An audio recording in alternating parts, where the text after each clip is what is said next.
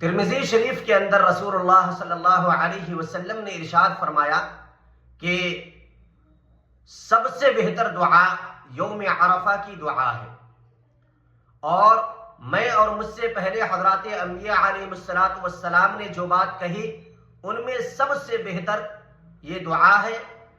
دعا یہ ہے لا الہ الا اللہ وحدہ لا شریک لہ لہ الملک ولہ الحمد وہو علی کل شیء قدیر۔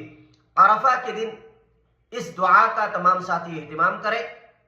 حدیث کے اندر یہ بات ثابت ہے، اور عرفہ کا دن آنے سے پہلے پہلے، یعنی 9 ذی الحجہ آنے سے پہلے پہلے اس ویڈیو کو تمام بھائیوں تک پہنچانے کی کوشش کریں، تاکہ وہ بھی اس دعا کو سنیں، یاد کر لیں اور عرفہ کے دن اس کو پڑھنے کا اہتمام کریں۔ ترمذی شریف